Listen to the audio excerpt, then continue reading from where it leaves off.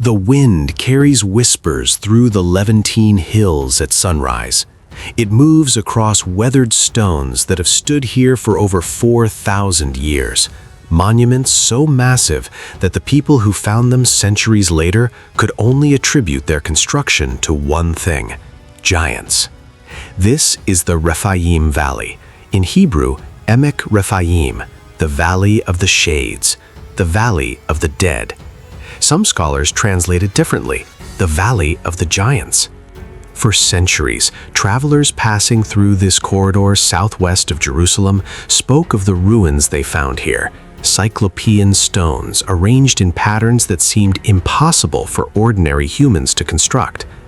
Bedouin tribes refused to camp near certain formations, speaking of ancient curses and the restless spirits of a race that once dominated this entire region. The Hebrew Bible mentions them repeatedly, the Rephaim, a people so formidable that even the battle-hardened Israelites describe them with a mixture of awe and dread. The giant King Og of Bashan, whose iron bed reportedly measured 13 feet long.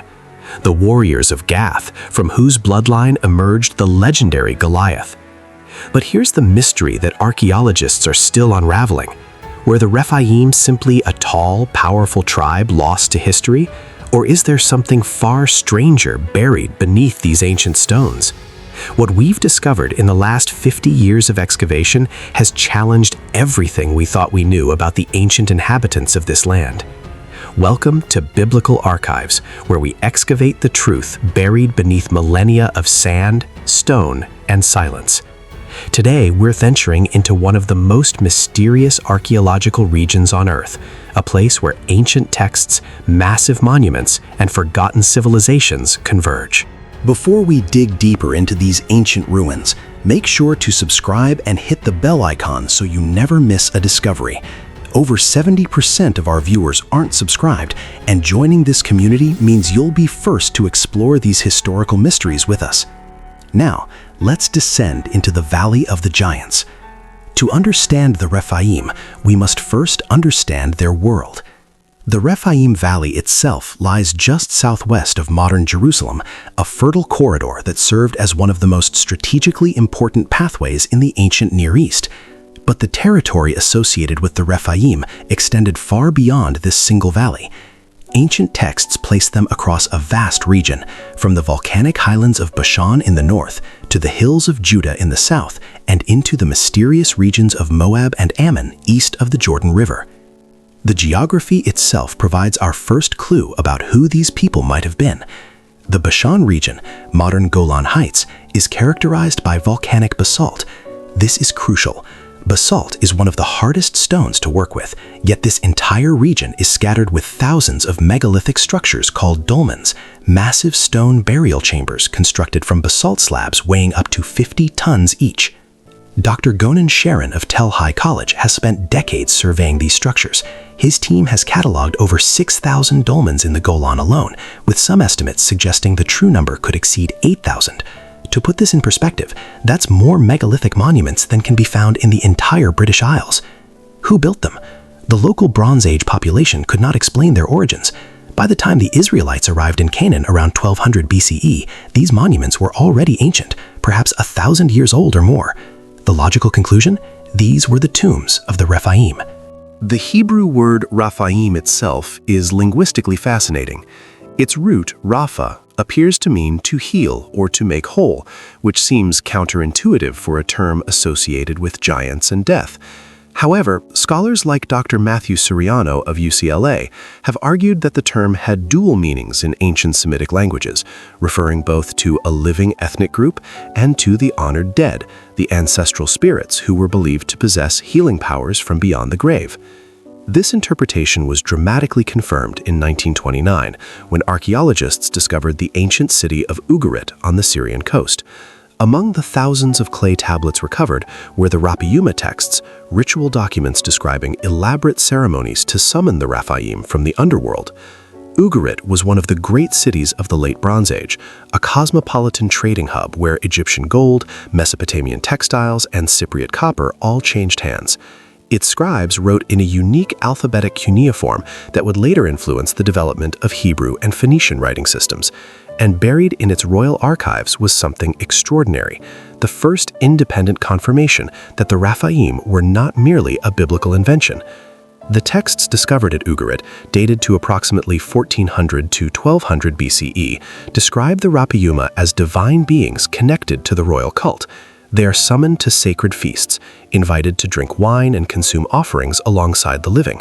But these are not ghosts in the simple sense. They are powerful ancestral figures, warriors of old, kings of a bygone era. One text reads, translated from Ugarit, "The Rephaim have arrived, the divine ones have come. Prepare their thrones. Let them be seated among the gods." What makes this significant for archaeology is the clear connection between the Ugaritic Rephaim and the biblical Rephaim. These aren't separate traditions. They're the same cultural memory, preserved in two different languages from two different societies. But the Ugaritic texts reveal something the Bible only hints at. The Rephaim were associated with chariots. Multiple passages describe them arriving in chariots, riding to feasts, participating in military campaigns from beyond death itself. This detail aligns with what we know about Bronze Age warfare in the region. Chariot warfare in the late Bronze Age was the exclusive domain of the elite. Chariots were expensive, requiring trained horses, specialized craftsmen, and wealthy sponsors. The societies that fielded large chariot forces were, by definition, powerful kingdoms. Could the Rephaim have been a chariot warrior aristocracy whose military dominance gave rise to legends of their superhuman stature? Dr. Brian Doak of George Fox University has proposed exactly this interpretation. In his analysis, the giant descriptions of the Rephaim may be what anthropologists call hyperbolic memory, the tendency for oral traditions to exaggerate the power, size, and ferocity of ancient enemies over generations of retelling. The Rephaim may have been physically imposing, but more importantly, they were culturally imposing, the dominant military power of their era. This theory gains support from the physical evidence. The dolmens of the Rephaim territory are not isolated tombs. They're often arranged in extensive cemeteries, suggesting a complex society with organized burial practices, ancestor veneration, and communal religious activity. Some dolmens contain multiple burials spanning Stonehenge, indicating that certain locations were considered sacred ground across many generations. Recent excavations at sites like Rujm el-Hiri, a massive stone wheel structure in the Golan Heights, often called Stonehenge of the Levant, have revealed astronomical alignments that suggest sophisticated knowledge of the solar calendar. The site dates to approximately 3000 to 2700 BCE, placing its construction firmly in the early Bronze Age. Who were these people who built monuments rivaling those of Egypt and Mesopotamia, yet left no written records of their own? The archaeological silence is deafening. The Hebrew Bible presents the Rephaim as enemies to be conquered, and not merely defeated, but exterminated. The language used to describe the campaigns against them is unambiguous in its intent. This was to be a war of annihilation. Deuteronomy chapter 3 contains one of the most detailed accounts of conflict with the Rephaim, specifically the battle against King Og of Bashan. The text describes Og as the last remnant of the Rephaim, whose iron bedstead measured 9 cubits long and 4 cubits wide, approximately 13.5 feet by 6 feet. Scholars have debated this passage for millennia. Was this literally a bed? Or was the Hebrew word eris, sometimes translated as bed, actually referring to a sarcophagus? Iron sarcophagi are documented from the late Bronze Age, and royal tombs often contain ceremonial furniture of exaggerated proportions. Dr. Ralph Klein, in his commentary on ancient Near Eastern royal ideology, notes that rulers throughout Mesopotamia and Egypt were portrayed as larger than ordinary humans in official artwork. This wasn't literal depiction, it was a visual code indicating divine status and power. Could the giants of Canaan have been similar projections of political propaganda? The archaeological record does provide intriguing evidence of population displacement during the period the Israelites would have entered Canaan.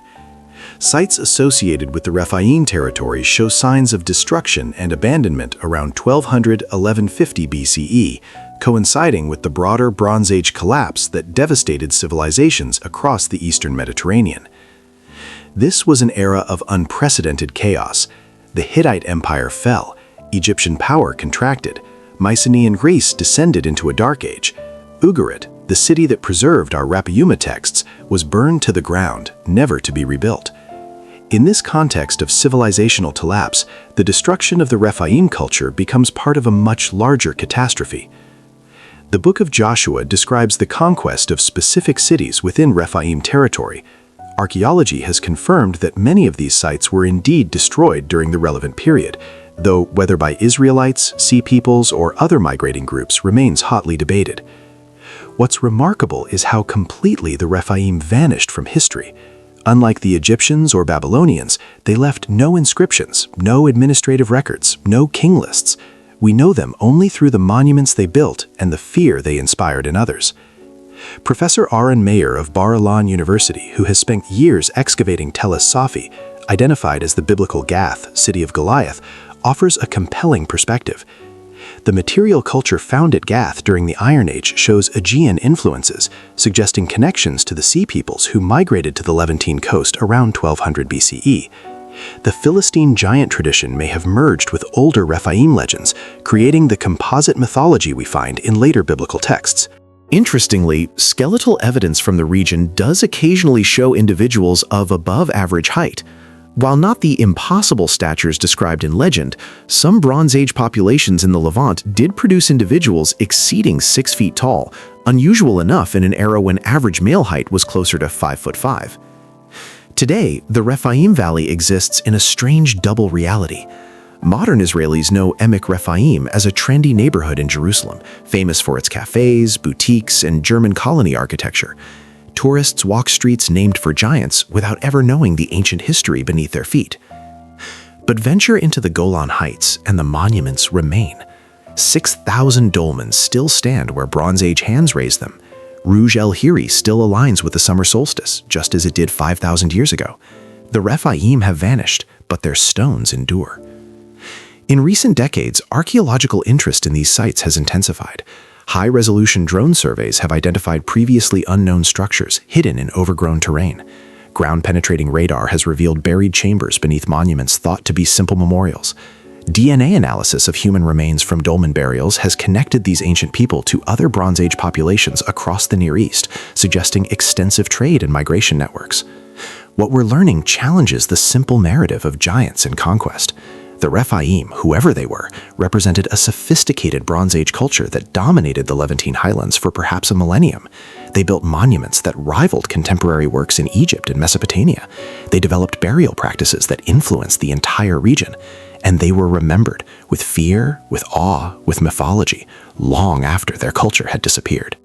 The question that haunts archaeologists is not whether giants existed, but rather, what truly destroyed a civilization capable of such monumental works? The story of the Rephaim is ultimately a story about memory itself, how civilizations remember their predecessors, how legends calcify around forgotten truths, and how the archaeological record speaks where written sources fall silent. We cannot know with certainty whether the Rephaim were literal giants, an unusually tall ethnic group, a powerful chariot warrior aristocracy, or simply a Bronze Age culture whose achievements seemed superhuman to later, less capable peoples. What we can say with confidence is that they were real. Their monuments prove it. Their presence in Ugaritic texts confirms it.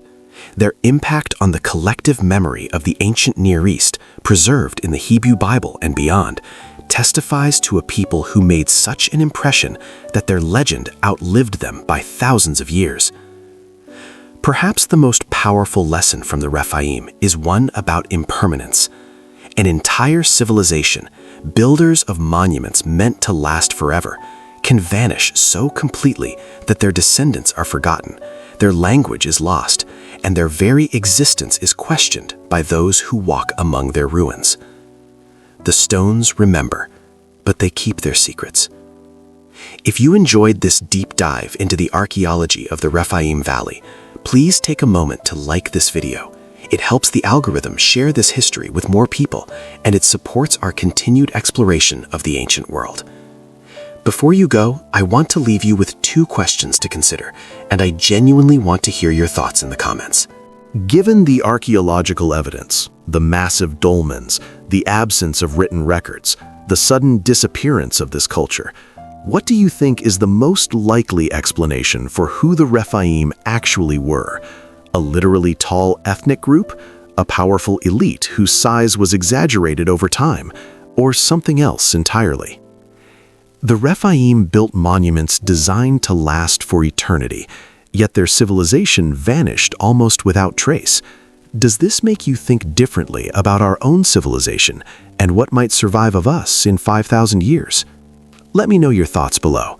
The best conversations happen when we explore these mysteries together. Thank you for joining us on this journey into the Valley of the Giants. Until next time, keep digging for truth.